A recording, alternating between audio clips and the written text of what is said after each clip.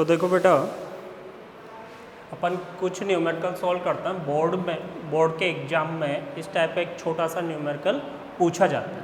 ठीक है, तो या तो न्यूमेरिकल पूछता है या फिर डेफिनेशन पूछता है। ठीक है, तो देखो फर्स्ट न्यूमेरिकल है 450 ml विलियन में 5 ग्राम सोडियम हाइड्रोक्साइड उपस्थित है तो विलियन की मोलरता ज्ञात करो। तो देखो विलियन में 5 ग्राम सोडियम हाइड्रोक्साइड, तो सोडियम हाइड्रोक्साइड क्या है अपने पास, विलय। ठीक है, अब विलायक यहाँ पर दिया हुआ नहीं है, तो विलायक कौन हो गया, जल। ठीक, तो अपने को ज्ञात क्या करनी है, मोलरिटी, मोलरता अपने को ज्ञात करनी है। तो मोलरता का सूत्र क्या है, विलय के मोल बटे हुए विलियन का आयतन, आयतन किस में, लीटर में, तो उसको 1000 से अपन डिवाइड करेंगे तो किस में, ml में दिया हुआ है, तो 1000 से डिवाइड करने पर किस में कन्वर्ट हो जाएगा, लीटर में। ठीक है, अब यहाँ पर अपने को भार दिया हुआ है, तो विलय का भार बटे हुए विलायक का भार, तो ये तो हो गया अपने पास विलय का अणुभार, विलय का भार बटे हुए विलय का अणुभार, तो ये तो हो गए विलय के मोल गुणा आयतन, आयतन किस में, ml में, गुणा 1000, तो ये सूत्र अपने पास मोलरता का। ठीक है, अब देखो विलय का भार कितना है, 5 ग्राम, अणुभार कितना होगा सोडियम हाइड्रोक्साइड का, सोडियम का परमाणु भार है अपने पास 23, ऑक्सीजन का परमाणु भार है 16 और हाइड्रोजन का है 1, तो 17 और 23 कितना हो गया, 40। ठीक है, तो सोडियम हाइड्रोक्साइड का अणु भार हो गया 40 गुणा आयतन, आयतन कितना दिया हुआ है 450 ml गुणा 1000। ठीक है, 0 से 0 कैंसिल, 5 से ये 9 बार कैंसिल, फिर ये 0 से 1 0 कैंसिल, तो कितना हो गया, m बराबर ऊपर कितना बच रहा है 10 और नीचे बच रहा है अपने पास, या इसको भी काट सकता अपन, 2 से काटा ये 2 और ये 5, तो ऊपर कितना बचा अपने पास 5 और नीचे कितना बचा 18, तो 5 बटे 18 को सॉल्व कर लो, तो 0 पॉइंट ऊपर 50 को 18 से डिवाइड करोगे तो 2.2 समथिंग समथिंग m, तो 0.2 समथिंग समथिंग m। ठीक है, तो ये अपनी मोलरता होगी। उसके बाद अगला क्वेश्चन है कि 75 ग्राम बेंजीन, कितना है बेंजीन, 75 ग्राम में 2.5 ग्राम एथेनोइक अम्ल है। अब इसमें अपने को ज्ञात करनी है मोलरता। ठीक है, अब यहाँ पर अपने को देखना यह है विलय कौन है और विलायक कौन है, तो बेंजीन विलय है या विलायक है।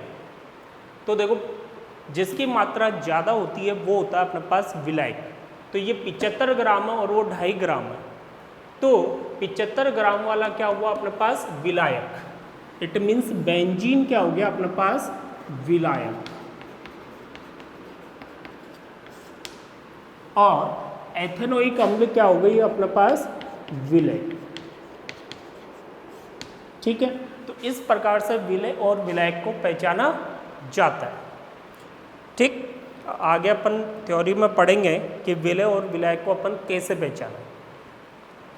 तो देखो अपने को ज्ञात करनी है मोलरता, तो मोलरता का सूत्र क्या होता है, विलय के मोल बटे हुए विलायक का भार, किसमें, किलोग्राम में।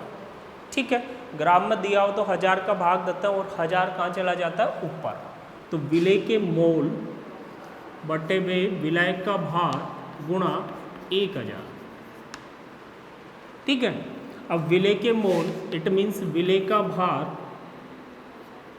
बटे हुए विलेय का अणुभार गुणा विलायक का भार गुणा 1000। तो ये हो गया अपने पास विलेय के मोल। अब इसको अपने को सॉल्व करना है। तो देखो विलेय का भार, तो विलेय कौन है? एथेनोइक अम्ल। तो 2.5 ग्राम एथेनोइक अम्ल। एथेनोइक अम्ल का अणुभार कितना होगा? ये हो गई एथेनोइक अम्ल। कार्बन की बात करें 12 और 12 24, प्लस हाइड्रोजन की बात करें 3 और 1 4, प्लस ऑक्सीजन की बात करें 2 ऑक्सीजन है तो 16 और 16 32। ठीक है, तो देखो कितना हो गया 28 29 30 30 और 30 60। तो इसका अणुभार अपने को कितना मिला 60। तो 2.5 बटे हुए अणुभार 60 गुणा विलायक का भार, तो विलायक का भार कितना है 75 ग्राम गुणा 1000। इसको अपने को सॉल्व करना है। तो देखो ये पॉइंट हटाया, कितना हो गया 25, नीचे 10 आएगा, इट मीन्स 600 इंटू 75 इंटू 000। तो 2 जीरो से आपका 2 जीरो हो गया कैंसिल। ठीक है, और 25 दिया 75, ये 3। ठीक है, तो नीचे कितना बच रहा 18, ऊपर कितना 10, तो फिर 2 से कैंसिल करो 3, और यहाँ कितना हो गया 5। ठीक, तो कितना हो गया 5/9। ठीक है, और 5/9 को सॉल्व कर लो, कितना आ जाएगा 0.50 में 9 का भाग दोगे तो 9 पंजे 45। तो 5 समथिंग समथिंग समथिंग एन। ये हो गई इसकी मोलरता। ठीक है, अगला क्वेश्चन देखो, बेंजीन और CCl4 का द्रव्यमान प्रतिशत ज्ञात करो। 22 ग्राम बेंजीन और 122 ग्राम कार्बन टेट्रा क्लोराइड में उपस्थित है। तो इसका वैसे द्रव्यमान प्रतिशत विलेय का भी ज्ञात कर सकते हो और विलायक का भी ज्ञात कर सकते हो। ठीक है, तो एक का ज्ञात हो जाएगा, 100 में से माइनस करोगे तो दूसरे का आ जाएगा। ठीक है, तो इसमें अपन विलेय इट मीन्स बेंजीन का द्रव्यमान प्रतिशत ज्ञात करेंगे। ठीक, तो बेंजीन का द्रव्यमान प्रतिशत अपने को ज्ञात करना है। तो द्रव्यमान प्रतिशत क्या होता है,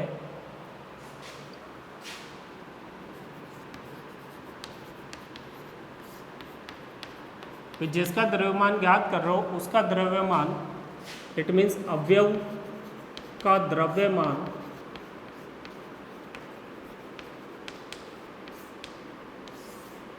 बटे हुए कुल द्रव्यमान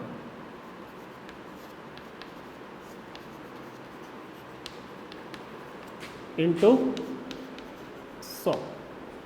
तो ये सूत्र होता है अपने पास द्रव्यमान प्रतिशत का। अवयव का मतलब क्या है कि भी जिसका भी अपन द्रव्यमान प्रतिशत ज्ञात करना चाह रहे हैं। बेंजीन का करना चाह रहे हो तो बेंजीन अवयव हो जाएगा, और CCl4 का करना चाह रहे हो तो CCl4 क्या हो जाएगा अवयव। ठीक,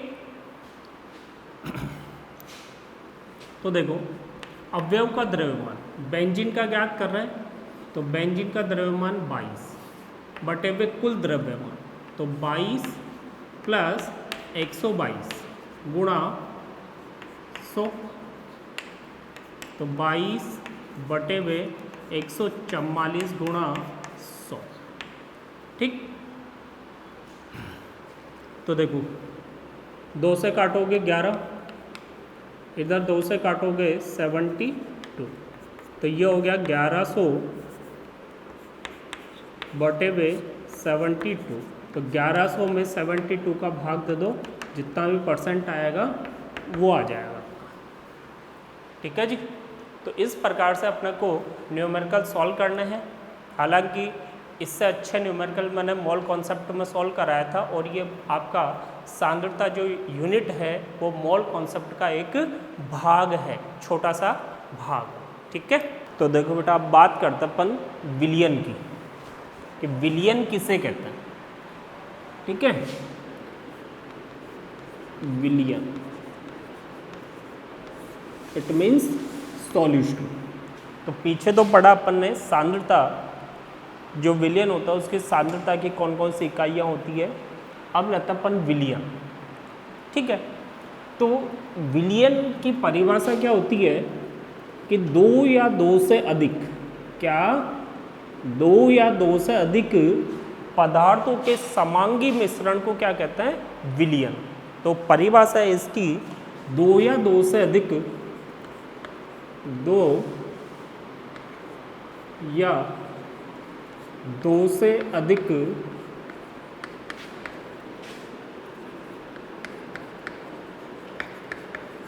पदार्थों के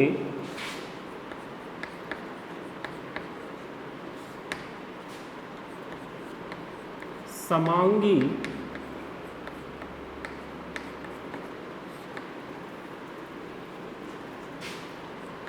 मिश्रण को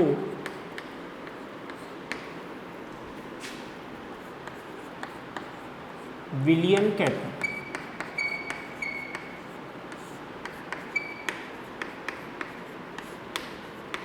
ठीक है जी, तो देखो अपने पास पदार्थ कितने हैं, दो या दो से अधिक। भाई न्यूनतम कितने पदार्थों का मिश्रण होना चाहिए, दो पदार्थों का। ठीक है, अब दो के बाद में अब कितने भी पदार्थों का मिश्रण ले सकते हो, 3, 4, 5, 6 जो भी है। ठीक है, फिर आगे एक शब्द आया है अपने पास, समांगी मिश्रण। शब्द है समांगी मिश्रण। तो देखो इस समांगी मिश्रण का मतलब क्या है, अगर मैं बात करूं समांगी की, तो सम प्लस अंग प्लस ई, इट मीन्स समांगी। ठीक है, भैया अगर इसका संधि विच्छेद किया जाए तो क्या होगा, सम प्लस अंग प्लस ई प्रत्यय। तो ये तो प्रत्यय हो गया ई, तो सम का मतलब क्या होता है, समान। ठीक है, क्या समान हो, अंग समान हो, मतलब विलियन के अंग समान होना चाहिए, वो समांगी विलियन कहलाएगा। अब अंग का मतलब ऐसा तो नहीं है कि सॉल्यूशन के हाथ पैर होता है, आँख कान मुंह। ठीक है, तो अंग का यहाँ पर मतलब क्या है वो देखो। तो बात करें अपन, जैसे मेरे पास दो पात्र हैं,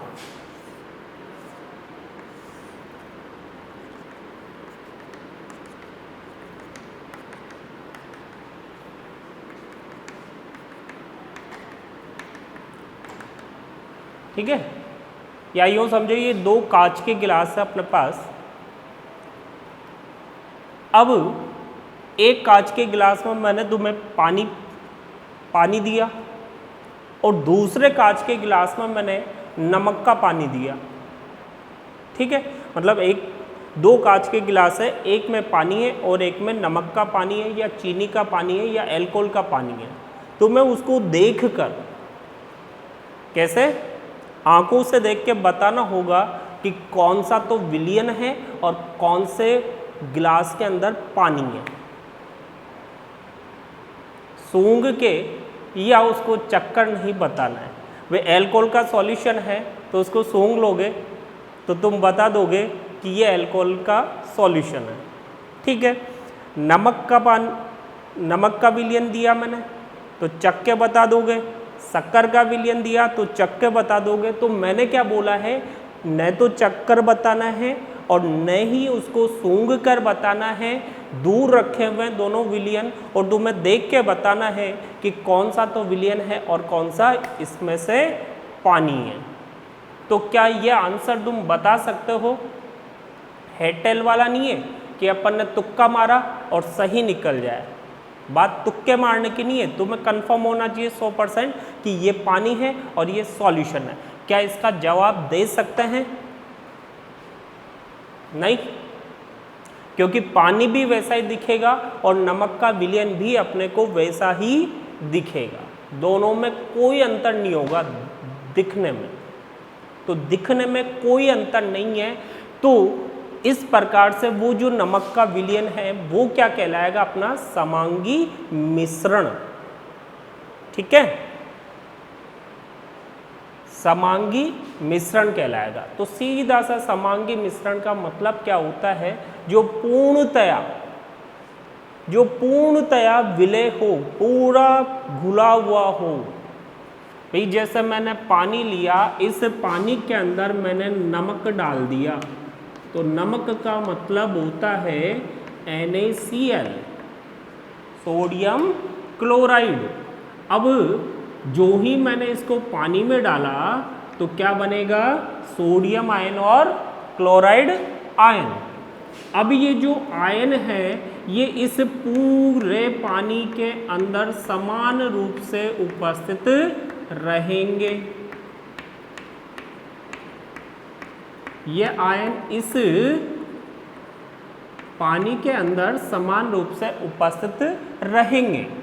अब अपन ने सांद्रता पढ़ी, अगर मैं इस पूरे सॉल्यूशन की सांद्रता लेकर इसकी सांद्रता निकालूं, मान लिया कि इस पूरे विलयन की सांद्रता 1m है। ठीक है, अगर मैं यहाँ से विलयन लिया मैंने इतना सा और इसकी सांद्रता निकालूं, तब भी सांद्रता कितनी मिलेगी? 1m। ठीक है, मैंने आधा विलयन लेके अगर सांद्रता निकाली तब भी कितनी मिलेगी? 1m। जो अपन ने सांद्रता में पढ़ा है, ठीक है, कि चाहे अपने को कितना भी आयतन दे दिया जाए एक ही सॉल्यूशन का, तो उसकी सांद्रता उतनी होगी। 1 लीटर में अपने को 1 लीटर में विलय के मोलों की संख्या बतानी होती है। तो अब बात यह है कि मैं इस सॉल्यूशन का कितना भी भाग लूँ, मुझे सांद्रता क्या मिल रही है? समान मिल रही है। इसका मतलब जो विलय है ये इसमें पूर्णतया घुला हुआ है, और इस विलयन का जो अंग है, अंग कौन है यहाँ पर अंग है सांद्रता, कॉन्सेंट्रेशन ऑफ द सॉल्यूशन। तो यहाँ पर अंग हो गया सांद्रता। इसका मतलब समांगी का मतलब हो गया कि क्या समान होनी चाहिए? सांद्रता। ठीक है, मतलब एक ऐसा विलयन जिसकी सांद्रता सभी दिशाओं में क्या होनी चाहिए? समान। तो वो विलयन क्या कहलाएगा? समांगी विलयन। ई प्रत्यय है जिसका यहाँ पर कोई मतलब नहीं है, तो ये विलयन हो गया अपने पास समांगी विलयन। ठीक है जी। अब देखो एक क्वेश्चन और देखो कि अगर मैं यहाँ पर कॉपर सल्फेट मिलाता हूँ तो क्या तुम पहचान जाओगे कि कौन से पात्र में पानी है और कौन से पात्र में सॉल्यूशन है? पहचान जाएंगे। क्यों पहचान जाएंगे? क्योंकि जो कॉपर सल्फेट है वो नीले रंग का होता है, तो पानी में मिलाने पर जो सॉल्यूशन है वो तो नीले रंग का होगा और पानी रंगहीन होगा, तो आसानी से इस सॉल्यूशन को पहचाना जा सकता है। ठीक है, लेकिन ये सॉल्यूशन भी आपका क्या रहेगा? समांगी। तो समांगी रहेगा, मतलब जब इसमें विलय करेंगे तो ये पूर्णतया इसमें विलय हो जाएगा और सांद्रता सभी दिशाओं में समान प्राप्त होगी। तो समांगी मिश्रण का मतलब क्या होता है? 2 या 2 से अधिक पदार्थों को मिलाना। तो मिला दिया अपन ने 2 पदार्थों को, और किस रूप में मिलना चाहिए? वो समांगी रूप में। इसका मतलब सांद्रता क्या होनी चाहिए? समान। तो समांगी मिश्रण का मतलब समझ में आ गया कि एक ऐसा मिश्रण जिसकी सभी दिशाओं में सांद्रता समान हो, वो कहलाएगा समांगी मिश्रण। अब दूसरा शब्द है यहाँ पर 2 या 2 से अधिक पदार्थों का समांगी मिश्रण। देखो मैंने पानी लिया, पानी में क्या मिला दिया? Copper sulphate. इसी पानी के अंदर सॉल्यूशन बन गया, दो पदार्थों का सॉल्यूशन बन गया। कॉपर सल्फेट इन वाटर, जल में कॉपर सल्फेट, कितने पदार्थ हो गए? 2। अब मैं इसी पानी के अंदर, या यूँ समझो एक सिंपल सा क्वेश्चन है जो अपन डेली लाइफ में जनरली काम में भी लेते हैं। पानी लिया अपन ने, पानी में मिला दिया नमक, ठीक है, सॉल्यूशन बन गया कितने पदार्थों का? 2 पदार्थों का। अब अपन क्या करते हैं कि इसमें मिला देते हैं चीनी, मतलब शक्कर। ये शक्कर मिला दी अपन ने, कितने पदार्थ हो गए? 3। फिर अपन क्या करते हैं, इसमें नींबू निचोड़ के पीते हैं ना, पीते हैं ना, तो कितने पदार्थ हो गए? बहुत सारे हो गए। नींबू में तो और भी कंपोनेंट है। तो ये सबने देखा होगा। तो ये जो सॉल्यूशन है इसमें अपन कितने भी पदार्थों को मिला सकते हैं। तो ये जो मिश्रण है ये आपका 2 या 2 से अधिक पदार्थों का हो सकता है। वैसे अपन इस चैप्टर में सामान्यतया कितने पदार्थ लेते हैं? 2 पदार्थ। मिश्रण कितने पदार्थों का लेते हैं? 2 पदार्थों का, ठीक है जी। तो इसका मतलब समझ में आ गया और इसका मतलब भी समझ में आ गया। तो क्या हुआ, सॉल्यूशन की परिभाषा क्या हुई? 2 या 2 से अधिक पदार्थों का समांगी मिश्रण क्या कहलाएगा? सॉल्यूशन, ठीक है। अब ये जो सॉल्यूशन होता है इसके 2 अवयव होते हैं, तो विलयन के अवयव।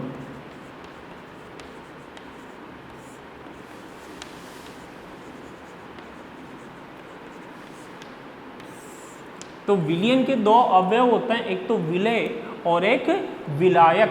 एक अवयव तो कहलाता है अपना विलेय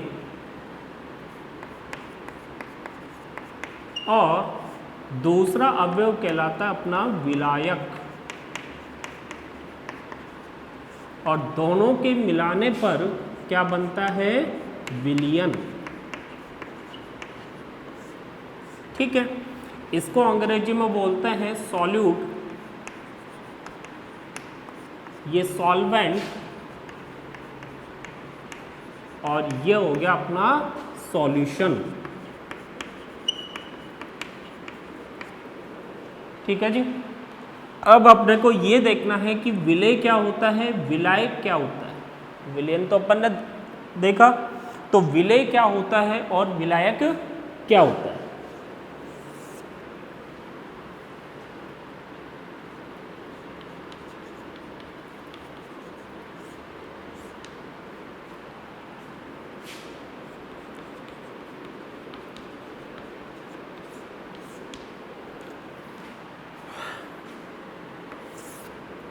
तो देखो, सबसे पहला इशू क्या है अपने पास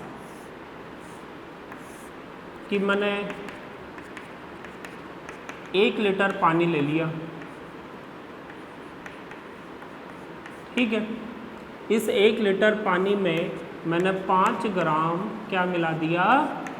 सोडियम क्लोराइड, ठीक है। अब इसमें ये बताना है कि विलेय कौन है और विलायक कौन है। तो देखो 1 लीटर का मतलब हो गया 1 किलो, 1000 ग्राम। ये है अपने पास 5 ग्राम।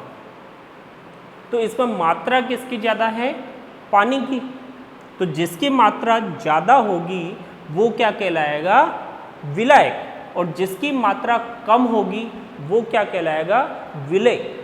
अगर मान लिया जाए इसमें मैंने 10 ग्राम चीनी और मिला दी,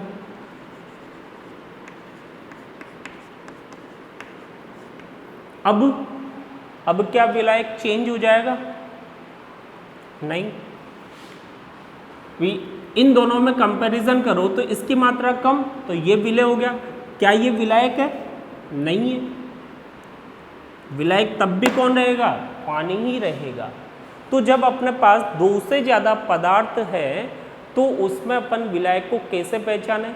तो इसके लिए सिंपल सी कहानी क्या है कि जिसकी मात्रा अधिकतम हो, सबसे ज़्यादा मात्रा वाला क्या कहलाएगा? विलायक। जिसकी मात्रा मैक्सिमम होगी वो क्या कहलाएगा? विलायक, ठीक है। तो पहला पॉइंट क्या हो गया? विलायक को कैसे पहचानोगे? इसकी मात्रा क्या होती है? अधिकतम। तो अधिकतम मात्रा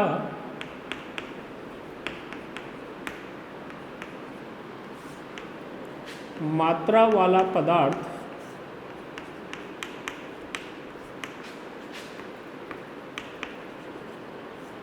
क्या कहलाएगा? विलयन। ठीक है, तो उसकी मात्रा सबसे ज्यादा होगी तो विलय की मात्रा क्या होगी? कम। तो मात्रा कम होती है।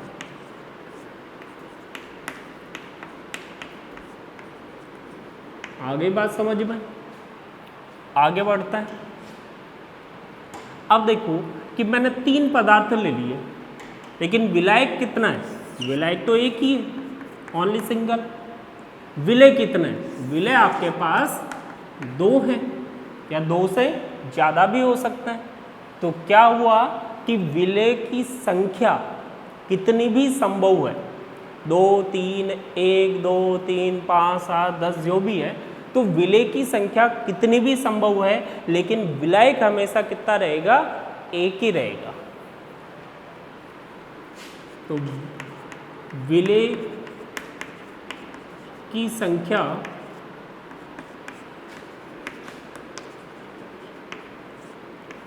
कितनी भी, इट मीन्स 1, 2, 3 कितनी भी संभव है। ठीक है, लेकिन जो विलायक होगा वो हमेशा कितना मिलेगा? एक ही मिलेगा। तो विलायक हमेशा एक ही होता है। विलायक हमेशा एक ही होता है। नेक्स्ट और इम्पोर्टेंट पॉइंट है अपने पास क्या? भौतिक अवस्था। शक्कर की भौतिक अवस्था कैसी होती है? सॉलिड। सोडियम क्लोराइड की भौतिक अवस्था कैसी है? सॉलिड। पानी की भौतिक अवस्था कैसी है? लिक्विड। और इस विलयन की भौतिक अवस्था कैसी है? विलयन की भौतिक अवस्था कैसी होगी? भाई पानी के अंदर तुम नमक मिलाओगे तो कैसा होगा? लिक्विड ही होगा ना। तो सॉल्यूशन की भौतिक अवस्था कैसी है? लिक्विड। ठीक है, इसका मतलब अपन ने कंक्लूजन क्या निकाला कि जो भौतिक अवस्था है वो किसके, विलयन की जो भौतिक अवस्था है वो किसकी भौतिक अवस्था पर निर्भर करेगी? विलायक की भौतिक अवस्था पर, न कि विलय की भौतिक अवस्था पर। ठीक है, विलयन की भौतिक अवस्था विलायक की भौतिक अवस्था पर निर्भर करती है, विलय की भौतिक अवस्था पर नहीं करती है। ठीक, तो नेक्स्ट पॉइंट हो गया विलयन की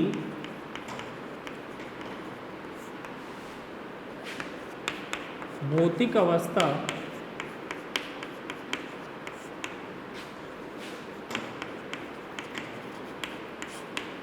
विलयन की भौतिक अवस्था विलायक की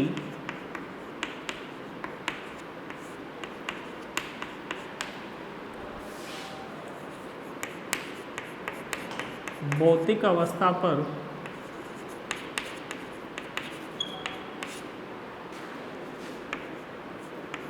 निर्भर करती है।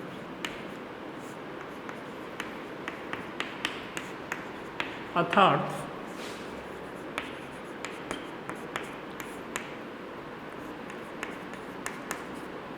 विलायक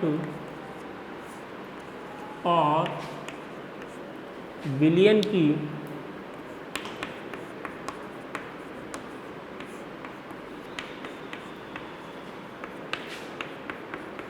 भौतिक अवस्था समान होती है।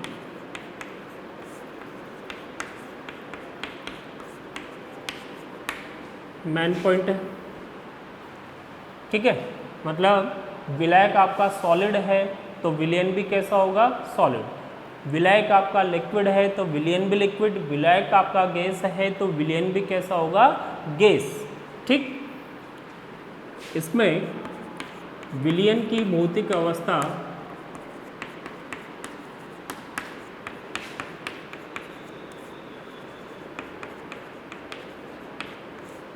विलयन की भौतिक अवस्था, विलय की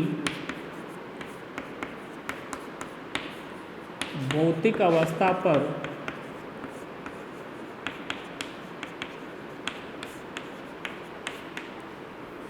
निर्भर नहीं करती, निर्भर नहीं करती है।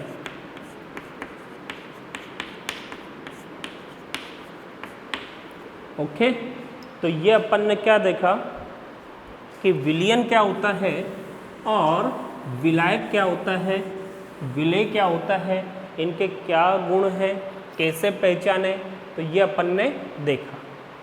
अब इसके बाद एक एग्जाम्पल लेते हैं छोटा सा, उसमें विलय और विलायक को अपने को पहचानना है।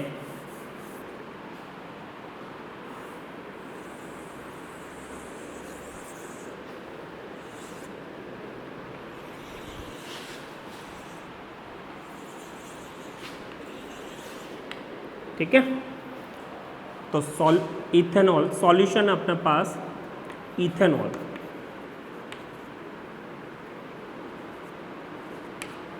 प्लस H2, ये तो हो गया सॉल्यूशन। इसमें बताना है विलय और विलायक, विलय कौन है और विलायक कौन है। एक बात और ध्यान रखना है आपको कि जब विलायक नहीं दिया हुआ है तो इसका मतलब विलायक कौन होगा, जल। ओके,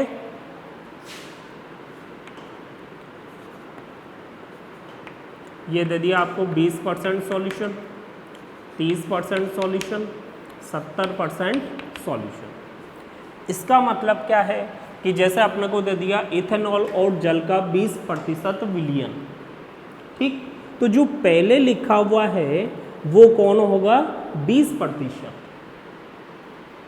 ठीक है, मतलब यहाँ पर 20% तो क्या है, इथेनॉल, और 80% कौन है, जल।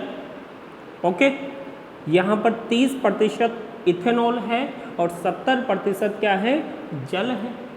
लेकिन यहाँ पर 70% इथेनॉल है और 30% क्या है, जल है। तो देखो, जिसकी मात्रा ज़्यादा वो क्या हो जाएगा, विलयक, और जिसकी मात्रा कम वो क्या हो जाएगा, विलय। तो यहाँ पर किसकी मात्रा ज़्यादा है, जल की, और कम मात्रा किसकी है, इथेनॉल की। तो विलय कौन हुआ, इथेनॉल। क्यों, क्योंकि इसकी मात्रा 20%। और विलय कौन हुआ, जल। क्यों, क्योंकि इसकी मात्रा 80% है, ज़्यादा है। 30% में भी सेम कहानी है, ये 30% और ये हो गया आपका 70%। लेकिन यहाँ पर कहानी चेंज हो गई, 70%। तो विलय कौन हो गया, विलय हो गया यहाँ पर जल। कितना परसेंट है, 30% है। जबकि विलायक कौन हो गया, इथेनॉल। क्यों, क्योंकि इसकी मात्रा आपके पास 70% है। तो विलय और विलायक को अगर इस प्रकार से प्रतिशत अपने को दिया हुआ है, मात्रा दी हुई है, तो अपन पहचान सकते हैं। और भी कारण देखेंगे कि किस प्रकार से अपन विलय और विलायक की पहचान कर सकते हैं। ओके, तो देखो, अब है अपने पास विलयन के गुणधर्म। ठीक है, जैसे अपने पास दो विलयन है, सॉल्यूशन फर्स्ट लिया अपन ने,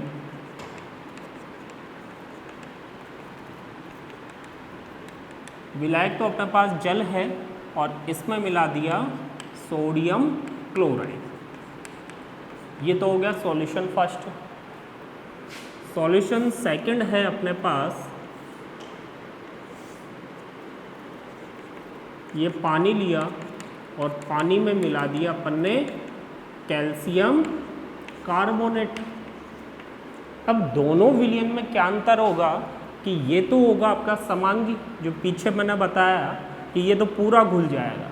लेकिन जो दूसरा विलयन है, इसका कुछ भाग इसमें विलय हो जाएगा और बाकी भाग का क्या बन जाएगा, अवक्षेप।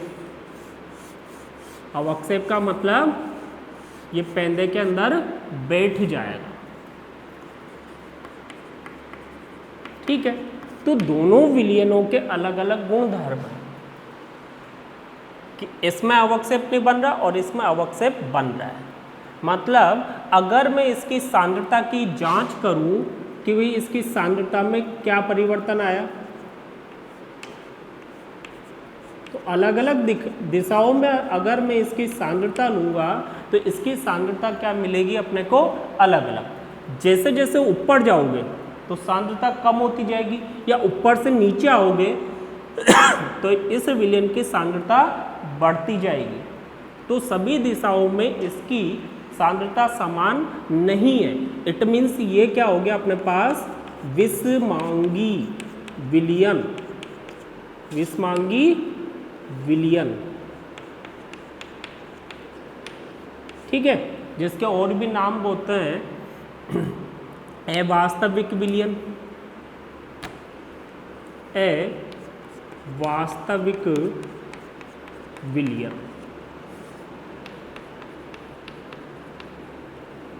ठीक है, और ये क्या है आपका, समांगी विलयन।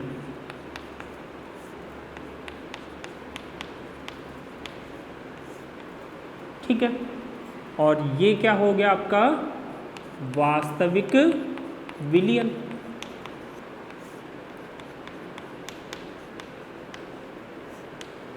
ठीक है जी। और क्या नाम होता है, ये जो विलयन होगा इसका जो एक चैप्टर होगा अपने पास कोलाइडल स्टेट, उसमें इसको बोलेंगे निलंबन, निलंबन।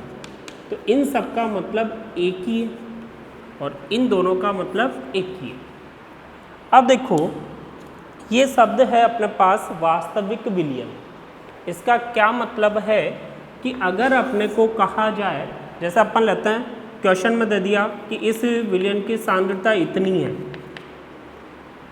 ठीक है, मतलब सांद्रता शब्द दिया हुआ है, तो उस कंडीशन में अपन सांद्रता का अर्थ क्या समझते हैं, मोलरता।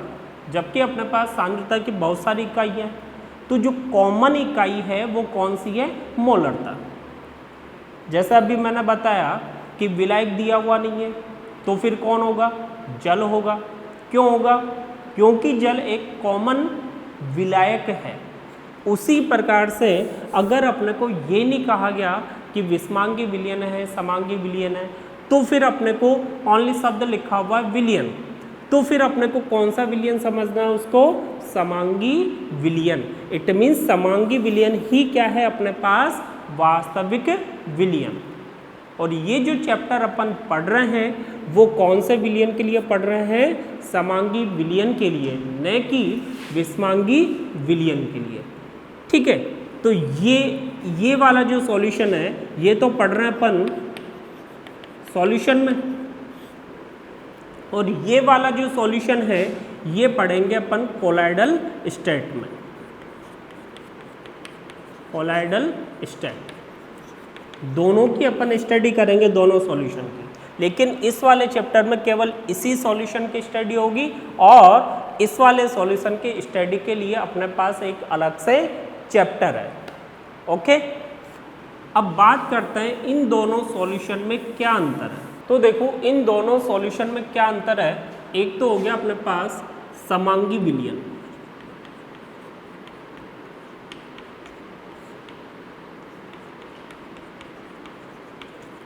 और एक हो गया अपने पास विषमांगी विलयन।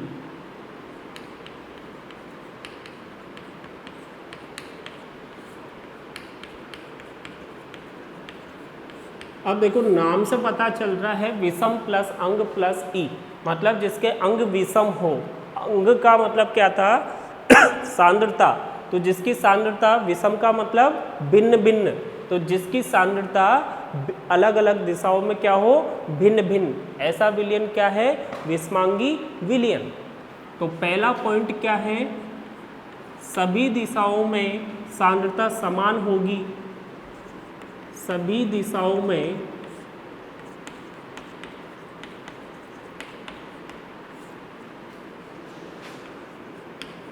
सांद्रता समान होती है।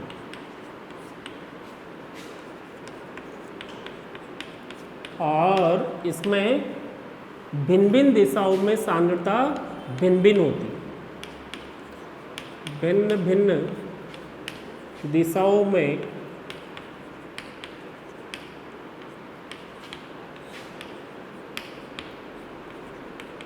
सांद्रता भिन्न भिन्न होती है।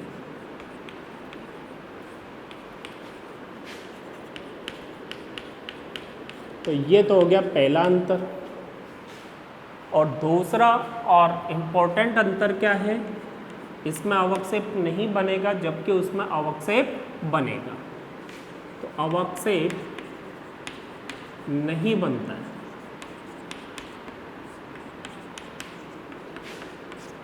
और इसमें अवक्षेप बनता है।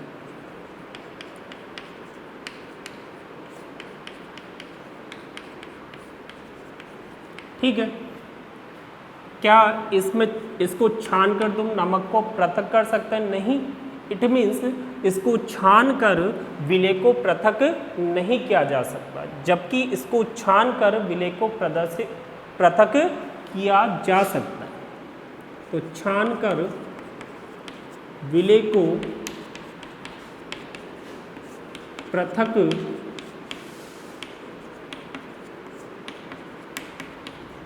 किया जा सकता है, पृथक नहीं किया जा सकता।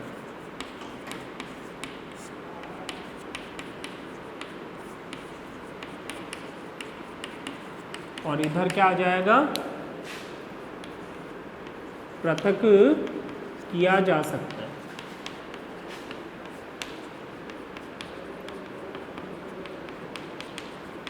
बात करें गुरुत्व के प्रभाव की, तो इस पर गुरुत्व का प्रभाव पड़ता है। गुरुत्व के प्रभाव के कारण ही क्या बन रहा है? अवक्षेप, जबकि इस पर गुरुत्व का प्रभाव नहीं पड़ रहा है। तो गुरुत्व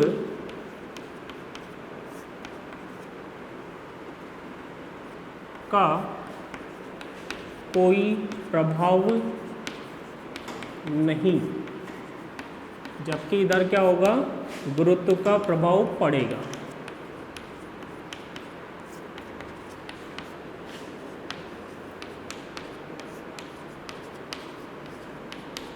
ठीक है जी। एंट्रोपी की अगर बात की जाए तो विलयन की एंट्रोपी हमेशा क्या होती है? धनात्मक। जैसा अपन ने एंट्रोपी में पढ़ा था भाई, अगर मिश्रण लोगे तो मिश्रण की एंट्रोपी हमेशा क्या होगी? धनात्मक। तो डेल्टा एस हमेशा क्या रहेगा? पॉजिटिव। और इसमें भी डेल्टा एस क्या रहेगा? पॉजिटिव।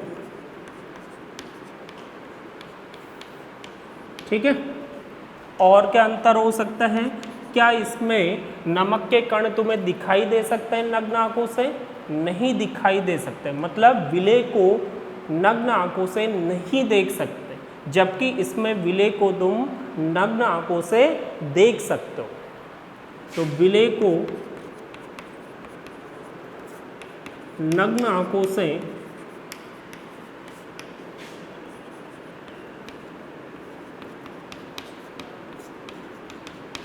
नहीं देखा जा सकता।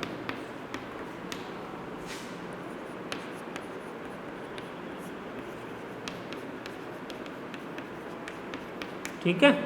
और इधर विलेय को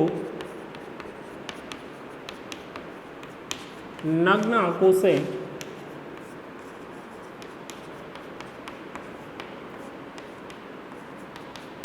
देखा जा सकता है।